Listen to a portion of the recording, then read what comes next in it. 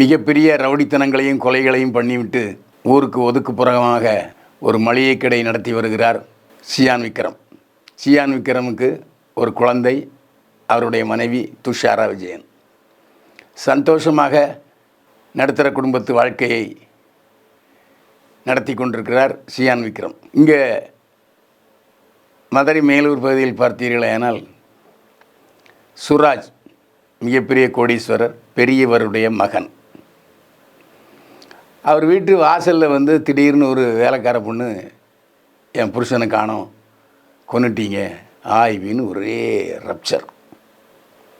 இதனால் சுராஜ் அவருடைய குடும்பத்தினர் நடுங்கி கொண்டிருக்கிறார்கள்.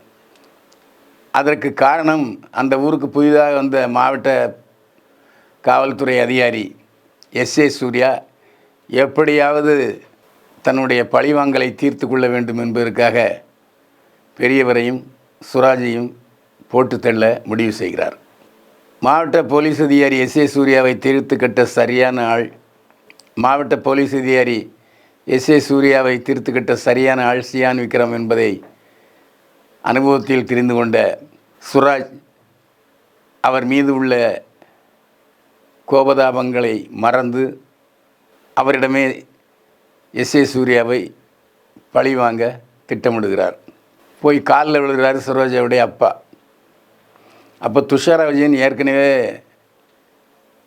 சுராஜை பற்றி தெரிஞ்சவர். அவன் நம்மளை கவுக்க பார்க்குறான், மறுபடியும் நாம் அமைதியாக வாழ்ந்துக்கிட்டு இருப்போம், வேண்டாம் அப்படி என்று சொல்கிறார் துஷாரா விஜயன். இருந்தாலும் பழைய எஜமான விசுவாசம் ஆயிட்டு. ஆனால் சுராஜுடைய அப்பா பெரியவர் விருப்பத்துக்குனுங்க மாவட்ட போலீஸ் கண்காணிப்பாளர் எஸ்.ஏ. சூர்யாவை தீர்த்து கட்ட முடிவு செய்கிறார். அவர் காரில் வருகிற இடத்திலே பதுங்கு குண்டுகளை புதைத்து வைத்து விடுகிறார். இந்த சூழலில் எஸ்.ஏ. சூர்யா உடைய திட்டம் வேறாக இருக்கிறது.